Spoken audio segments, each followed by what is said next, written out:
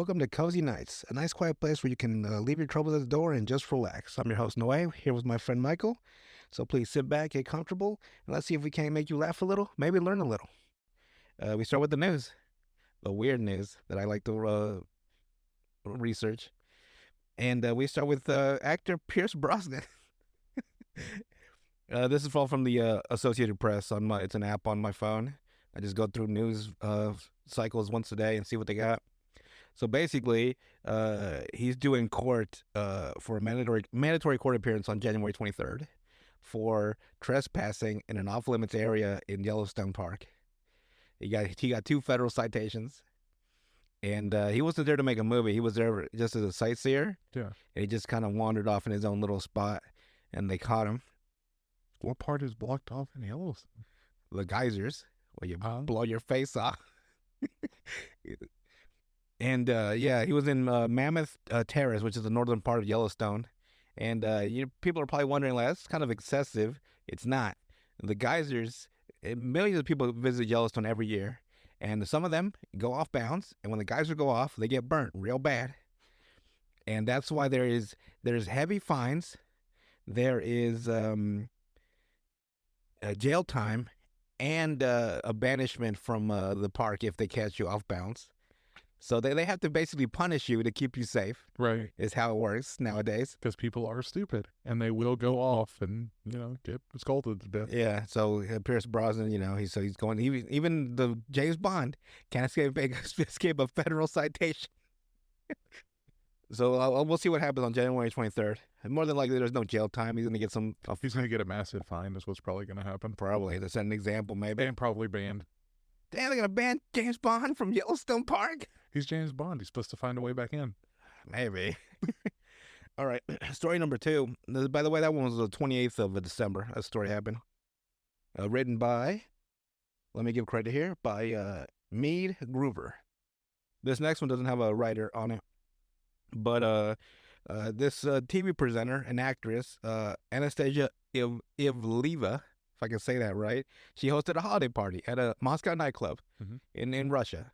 Oh yeah, Russia, the funnest place on earth. And everybody's a whoa or a ooh.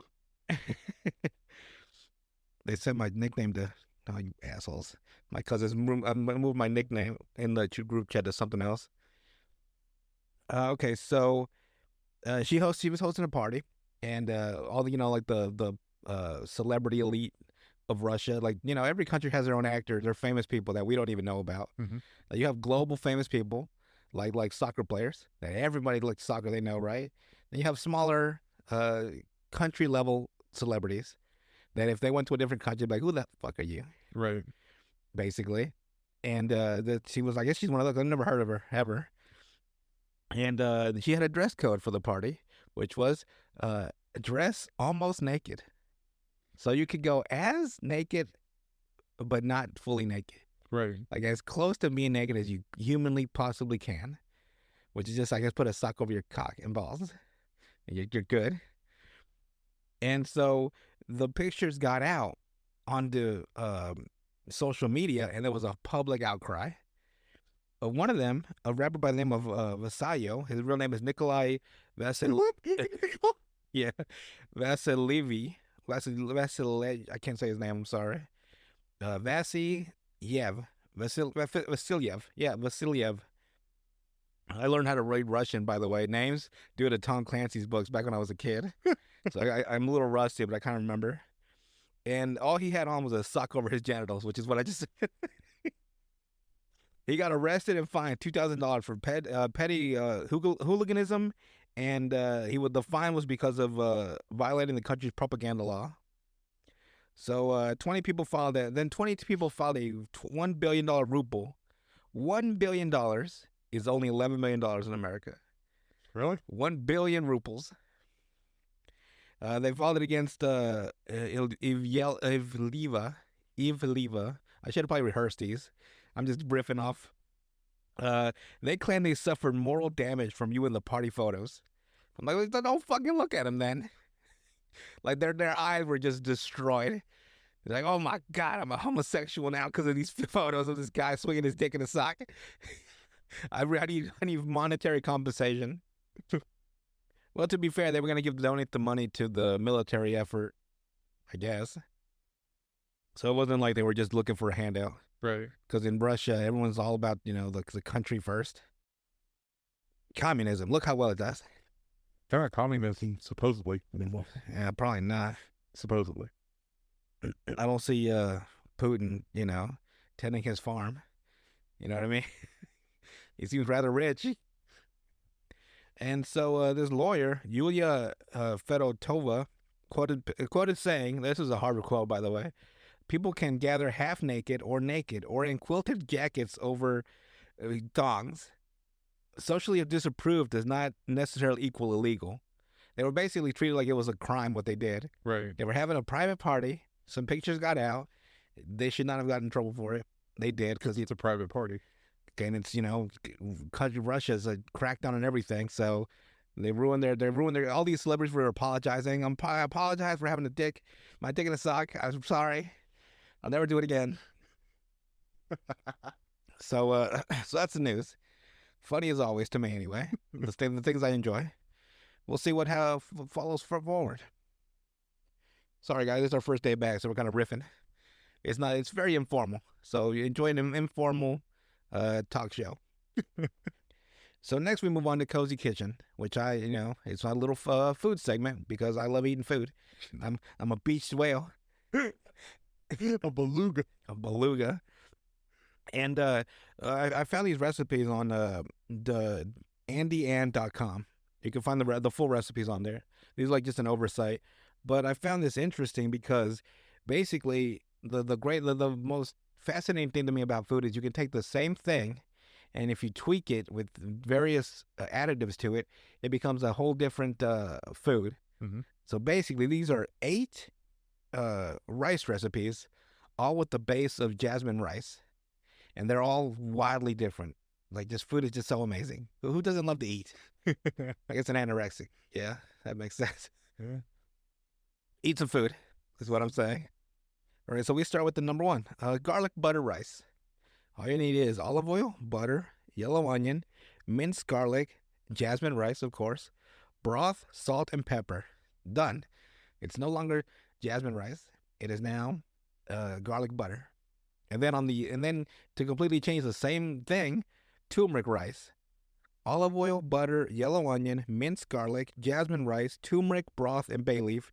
And you have a completely different looking rice, like 100% different. By the way, I tried this one, right? I made this recipe. You know what happened? It didn't taste like anything. Like, I don't know how to explain it. It didn't taste, like, it wasn't good. It wasn't bad. It didn't taste like anything. Like even white rice has a flavor. This did not have any flavor. I was eating nothing. I've never had a food that I did not like or did not hate because it was so bland. I just kept eating it, thinking like the flavor, like maybe it would have an after flavor. I don't know what I did wrong with turmeric rice, but it didn't taste like a single thing in my life. I'm like, what is? There's nothing. I had no frame of reference to figure out whether I liked it or hated it because it didn't taste like anything. Hopefully, I'm not the only one because I spent an hour cooking this food. There was no aftertaste. There was nothing. I was just eating rice, cooked rice. It's flavorless. Flavorless. You know what flavorless rice tastes like? Nothing. I've never eaten nothing before in my life. Now I know what it tastes like. Eating the void. Yeah, it was weird. Like I'm just eating it, and it's like nothing. I've never everything has a flavor that you eat or a taste. You don't like it. Even blandness has a flavor. It's bland. This was nothing. What did you do? I thought I had COVID. I was like, I can't eat nothing. All right, next we move on to Spanish rice. My people's rice. You got olive oil, butter, yellow onion, minced garlic, jasmine rice, broth, tomato sauce, and tomatoes for some fucking reason, and spices. It doesn't say what spices because you got to go look up the actual recipe. But just throw a bunch of spices in there. Hopefully they don't blow up. They don't blow up in your face. And next up we have cilantro lime rice. By the way, the pictures here, they're all vastly different looking. Mm-hmm. With the same base rice, they're all 100% different. Damn, I love food. See, now cilantro rice can taste good or bad. Oh, let's find out what cilantro lime rice would.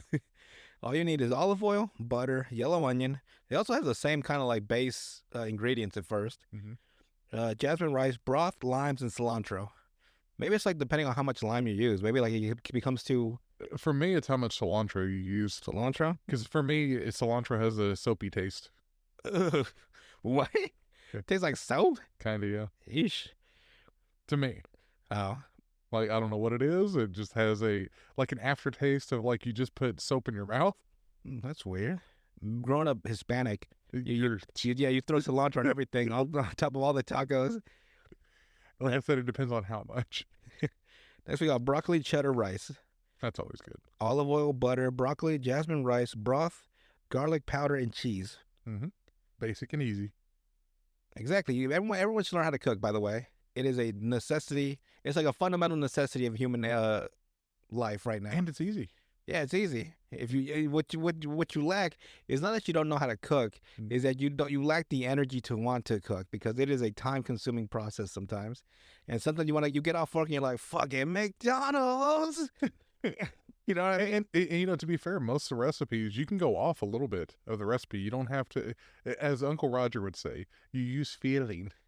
I was feeling. I'd rather say go with the recipe until you know it 100%, and then you can deviate. No, that's what I'm saying. But you can.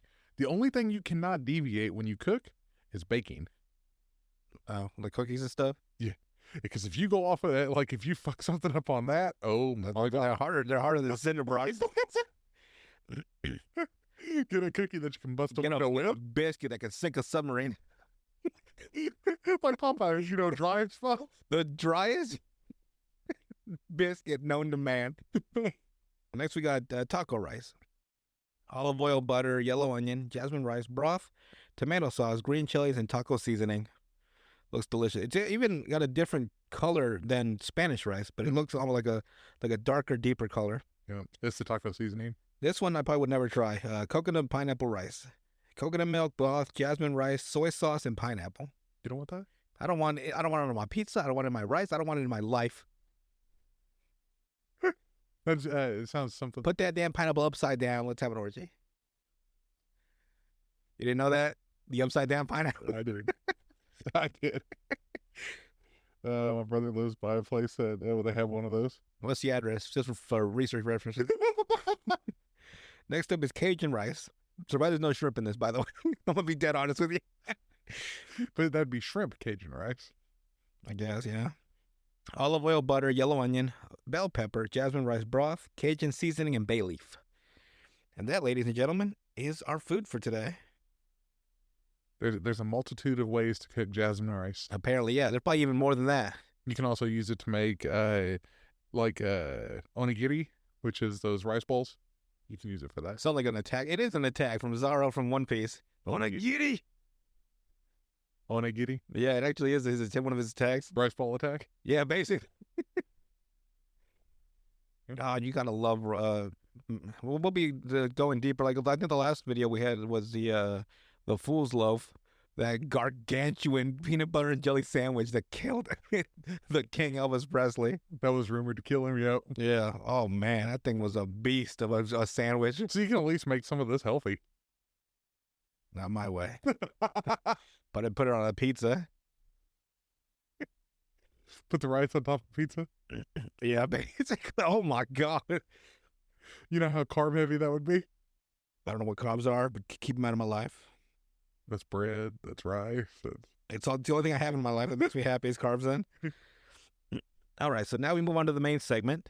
If you've seen the older videos, you've seen us do movie reviews and stuff. And if you've seen the very first video, the first episode of South Park, I did was a hugely deep research because I guess I spent like 2 weeks researching it. And I guess I've fallen kind of on the wayside of that. Like it's been like really haphazardly researched. Like I just watch it like it's bullshit. But from now on, now that I've weaned off of streaming services because I'm broke, more like I've been forced off the tit of streaming. And even with Tubi being free, it's also not as just watching a DVD and like really watching like the first you watch the movie or the TV show, the episode.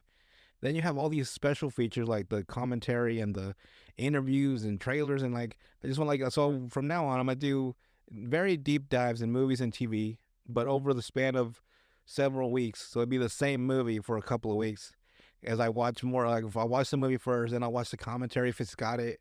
I'll watch any special features it has just to understand it from the very center of it all the way out. And we're gonna start with the movie that I enjoyed that you and me saw in theaters. Oh shit, that was loud.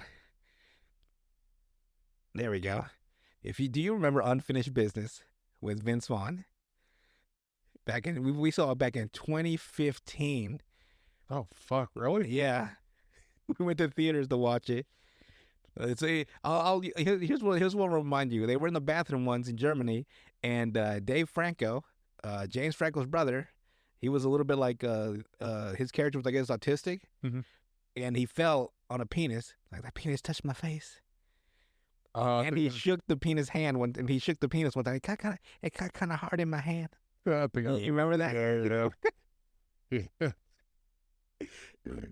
Here's what's crazy about that movie. I still have Max, right? HBO Max. And so that's where I watched it a couple days ago. I watched the movie 3 times already in the last week because it's so perfectly like it just goes from point to point without any like weighing down with bullshit plot or story or Mhm. scenes. Like it's just a tightly written, well crafted story. To me, no one liked it. It was a box office bomb. 35 million budget, 14 million revenue. Oh god, that's bad. They didn't even break halfway. But I really enjoyed it. And life is crazy because I'm watching this movie, right? Like, man, it'd be great if they made a sequel. And then yesterday or the day before, I found out that one of the actors in it, the oldest one, because you got Vince Vaughn. Let's see, let's see here, the cast. You got Vince Vaughn as Daniel Dan Truckman, the main character. Mhm. You've got Dave Franco as Mike Pancake, the side character. He's like the younger one, and so it's like midlife is Vince Vaughn, newbie and young is Dave Franco, and then the old veteran is Timothy McWinters, played by Tom Wilkinson, who died a couple days ago. Oh, did he? Yeah, I didn't know that. crazy, isn't it? Like I'm watching this movie, and like I'm watching this actor, right? And then 2 days later, he dies. Like how weird to watch at the time, you know? Yeah. And I love this character in this movie. I just want to have sex one time in wheelbarrow position. It's one of his, yeah. You remember the wheelbarrow? And then Dave Franco tried to do it, but he had the girl holding him up. Yeah. So now you're murder. Like just put me down. My balls kind of hurt.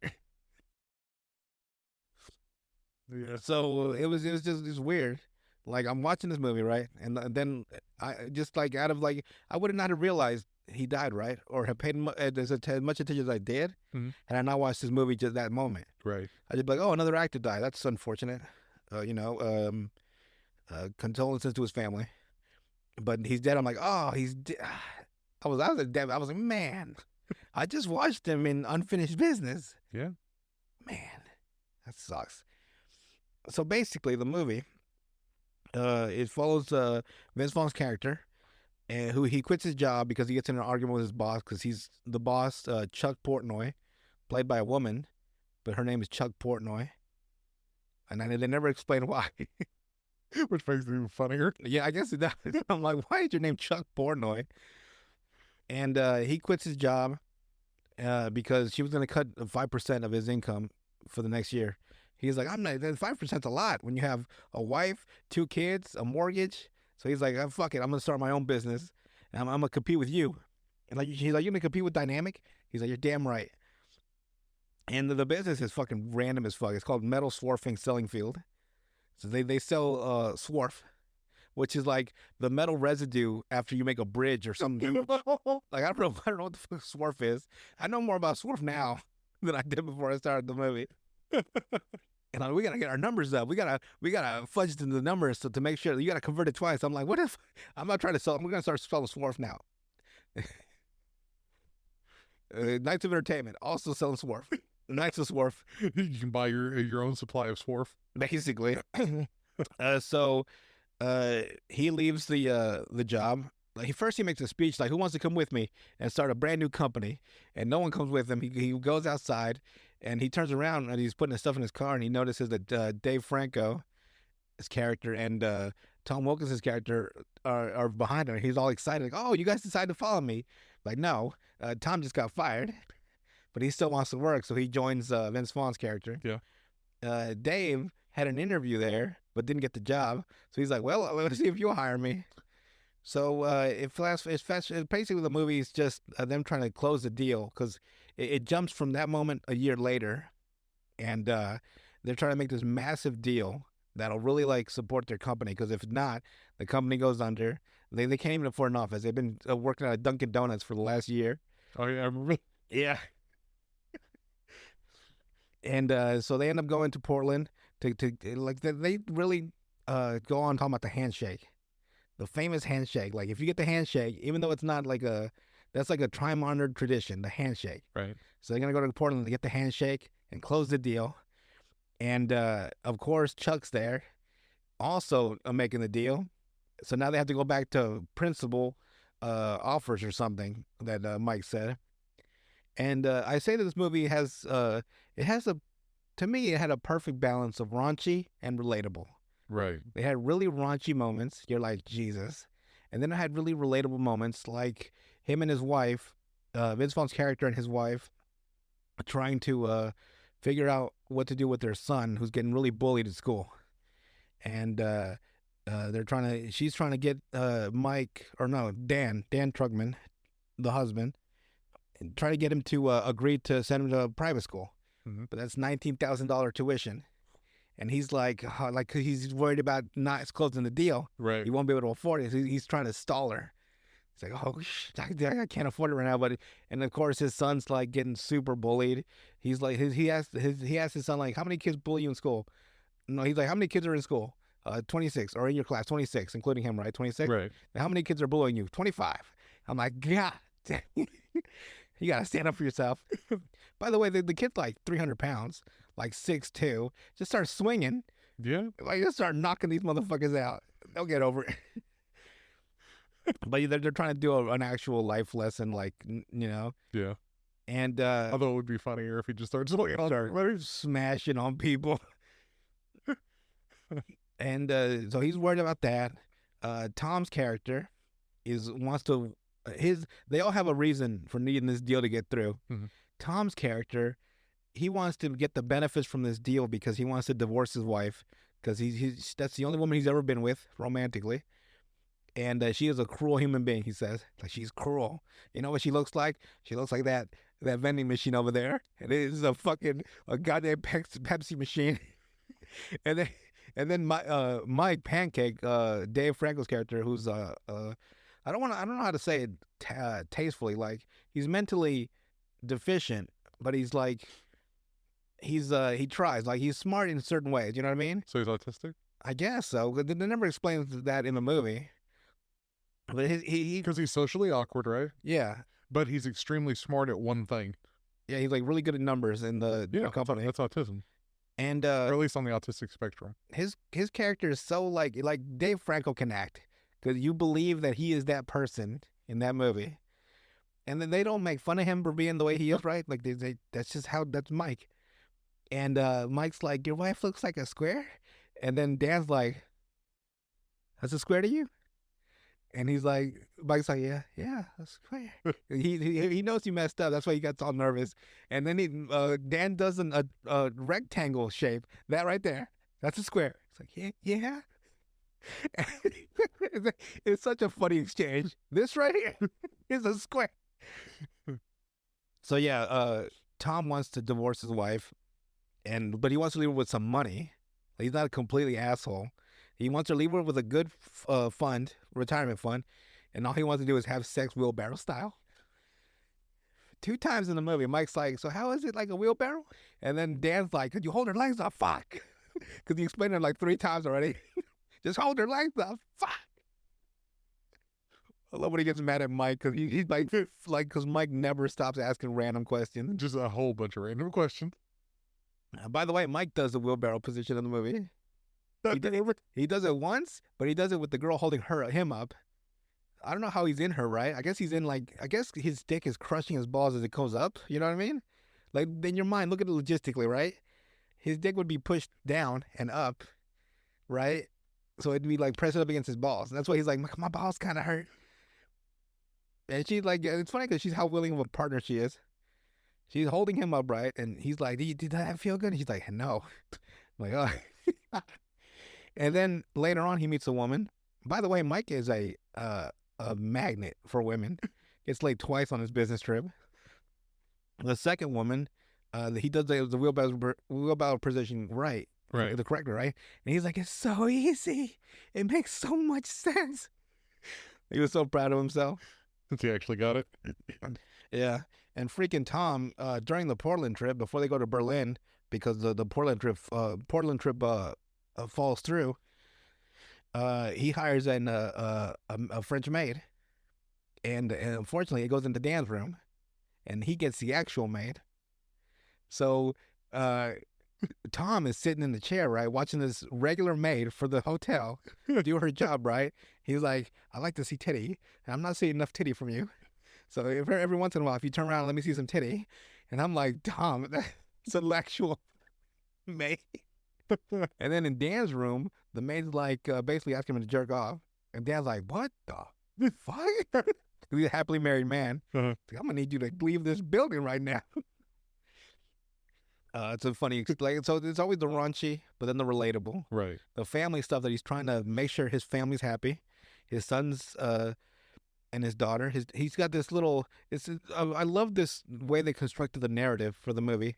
He does narration like voiceover, but he does it in a way that makes sense in the movie because his daughter wants.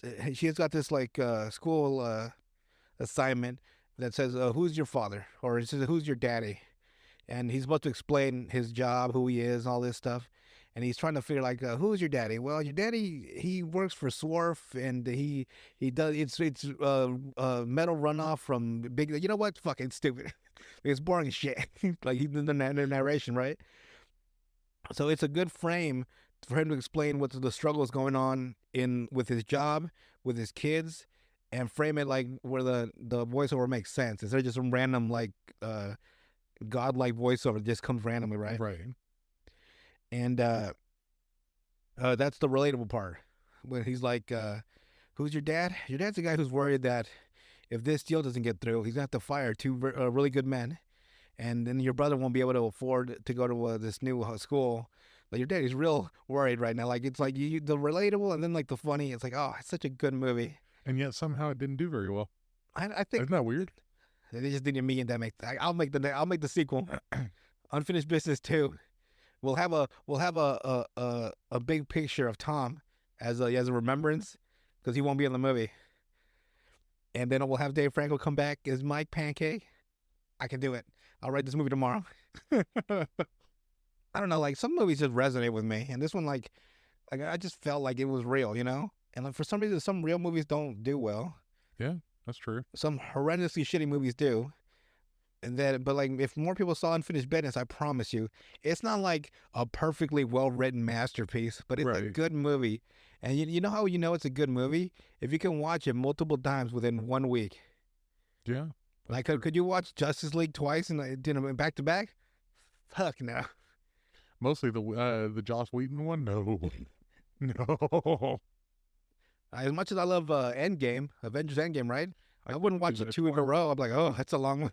Yeah, that'd be a very long. But I watched freaking Unfinished Business 3 times last week. Yeah, because I even like with like Constantine, I can watch that a couple of times even, and I'm good. You know, like it's not one of those kind of movies. It's like I don't want to see it. Exactly. There's no drag in the movie Right. that like pulls it down, that ruins like it's all perfectly level field. Mhm. I don't know how to explain it. It's just all perfectly like there's no excess weight in this movie. And movies sometimes have scenes that make no sense. Yeah. or like they make sense, but they're so dragged out. You're like, God dang. That's what a lot of people had an issue with that Lord of the Rings on Amazon. They said it drug on too long. I don't blame them. Those movies are long, and the show. The show itself, anyway. But there was a thing going around saying, "What movie would you watch for $1 million, nonstop for a week? For a week. And right now, it'd be unfinished business. Just nonstop." I watched Kick-Ass. I actually watched Kick-Ass for a week straight. I don't know why. Like no, like every waking moment. I gotta eat and shit. I know. But aside from that, Oh, you're watching one movie over and over and over, and you have to watch it. it depends, really, honestly. For me, I chose the Lord of the Rings trilogy All three of them. because they're so long. But the third By one the time is two and the new one comes back, like, oh, you forgot all the. exactly, I guess it makes sense. and it's not that boring, at least for me, because it's got a bunch of lore and stuff like that where you can watch it. That's kind of how I feel with the unfinished business, is that you can watch it multiple times and pick up on things you missed the first time. Exactly. Just new little interesting tidbits you overlooked the last time. Like my thing is, they're not dumbing down the movie for you. No, they never did. They You know what I mean? that's the great thing about unfinished business was like they never explained really their job.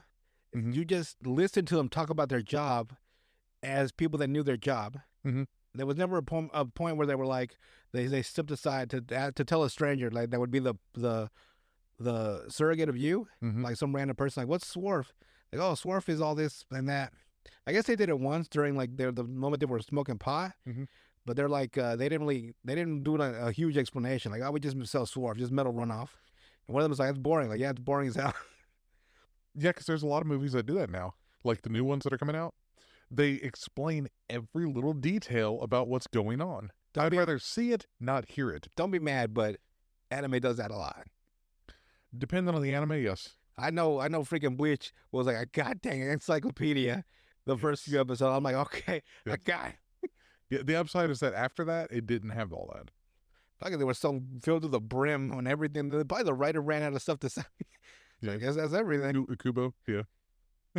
He had a lot of shit to say. So I That's like with Death Note. Death Note did that too. I love did that to a goddamn degree I will never see again. Oh my god. He would explain how he had a trap set up to where he hid his notebook underneath his freaking shell what was it the Death Note inside the drawer. the drawer, and he's like, I got this whole plan, this whole. I'm like, just see what I was like, what?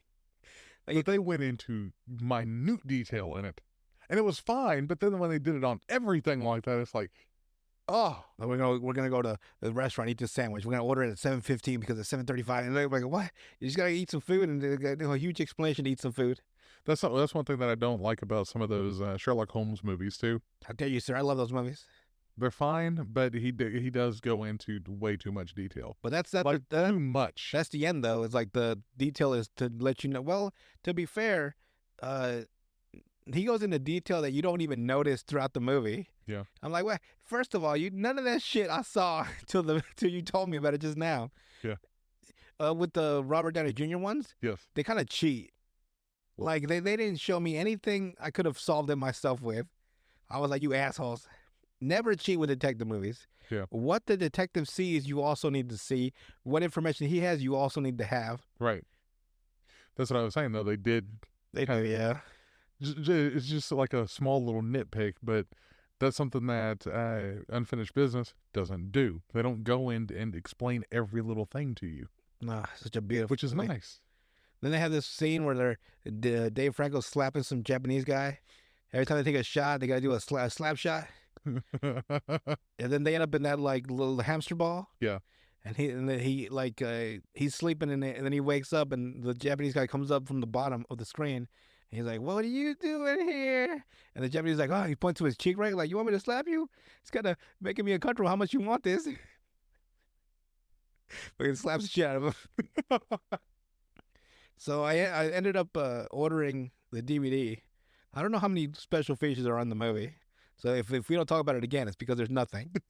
There's nothing else to add. But it doesn't come out till I don't get till the 9th or 10th of January. Oh, really? So I gotta go to Vintage Stock tomorrow or the next day and pick up a DVD and fucking burn through that And anything with a lot of features on, I'll check out. Yeah. But yeah, we'll do some heavy dives. I'm gonna know everything about that DVD, just like the first episode of South Park. If you guys go back, that shit was heavily detailed. Hey, but you know what though? Whenever you go into that, you actually understand what they were thinking and how they got that idea for that movie. Yeah. Which is, I guess, what I've been missing is just like knowing it from the ground up, Right. instead of just like watching a movie on streaming and then just you're done. The top down view. Yeah. Yeah. Yeah, When the finished product. basically, yeah. Yeah. So that is it for the main segment. We just talked about unfinished business in the most haphazard way. So that's how we do it. If you enjoyed it, go watch it. It's an awesome movie. I hope if you don't enjoy male genitalia, don't. There's dick everywhere. Oh, by the way, they do get the handshake at the end of the movie.